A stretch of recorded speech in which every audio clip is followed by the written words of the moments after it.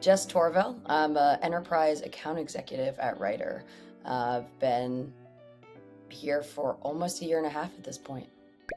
So I actually was brought to Writer, introduced to Writer by a really good friend of mine who was actually a sales executive as well here. She came over about 6 months to a year before I did and just had amazing things to say, specifically, honestly, around the diversity of the company. And her being another female, it was something that was really inspiring to me because I enjoyed working with her in the past and I was just really excited about the company culture that she was explaining to me. So when I was in the market for looking at something and understanding the Gen AI space, I looked further into Writer and just kind of who was in the leadership team and who was part of the sales org and the company as a whole. And it kind of checked all my boxes and was super exciting to explore more.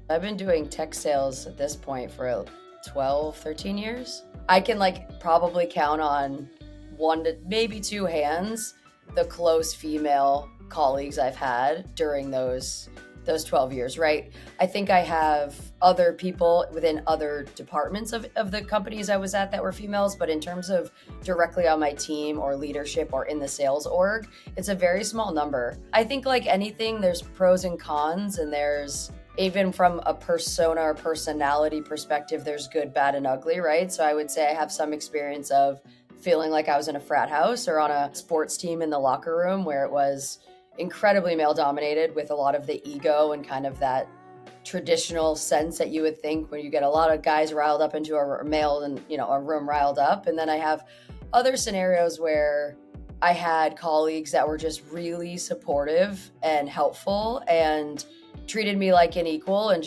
I really enjoyed learning and working with them. So I think with anything, it ebbs and flows with good and bad times, but there's definitely kind of key memories in my mind of when it was more of a struggle, right? To find mentors or to find similar personalities to really learn from and just bond with, right?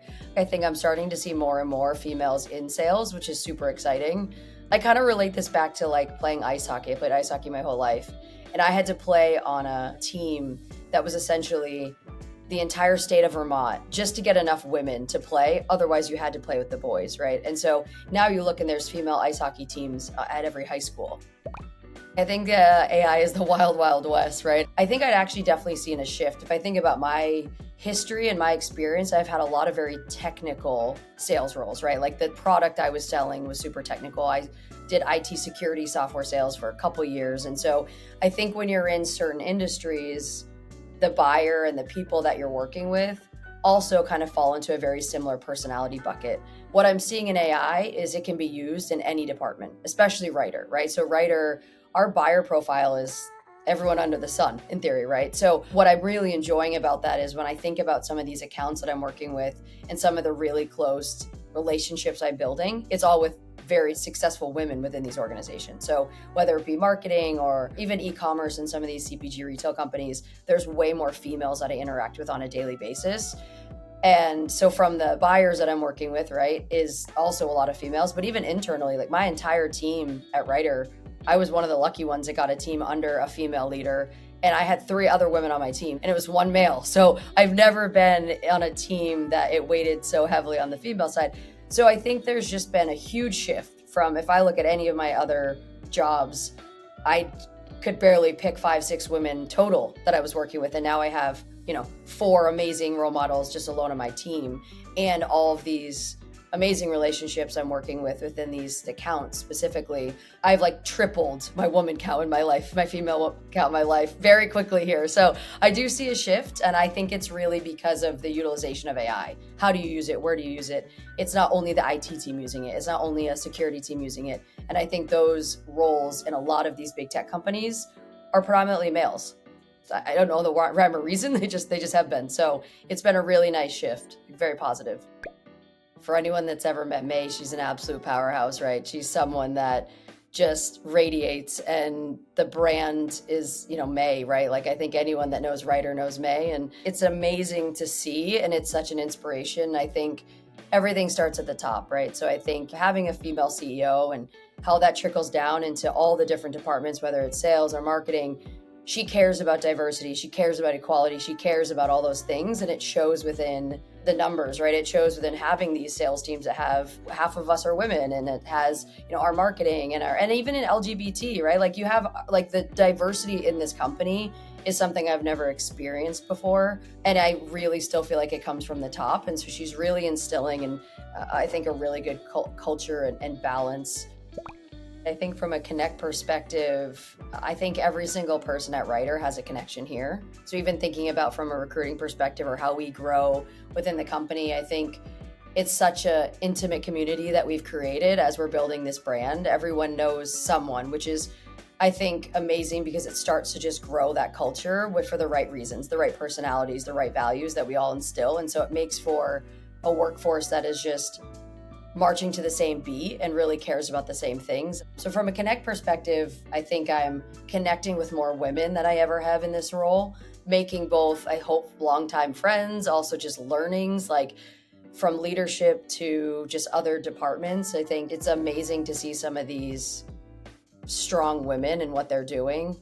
But there comes the challenges, right? There's the challenges of navigating a new industry. Like everyone's figuring out AI. So when I think a challenge for me, it changes on a daily basis, from the product to the value proposition to the need to the market to the landscape. It's constantly changing. It's changing at a pace that I've never experienced historically in any role that I've been in.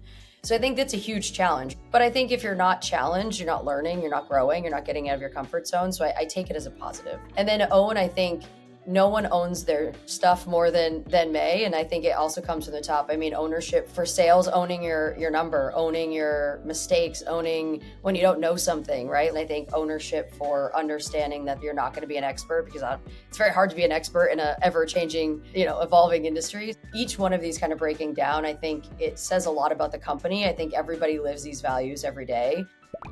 I think AI is such an exciting place to be. I think it's a product and a space that customers know they need to adopt, because if their competitors do and they don't, they'll be even further behind, right? But it's also really exciting to watch these companies adopt it and all the learnings that come from it and going on that journey with them. So advice I would give people is it's a really fun space to be in if you're ready to work hard, have to be on your toes 24/7, but be along for some transformational journeys within large, well-known customers, right? This is an incredible opportunity to get in front of the biggest of the big companies with the biggest names, household names you've ever seen, because they are starting their journeys.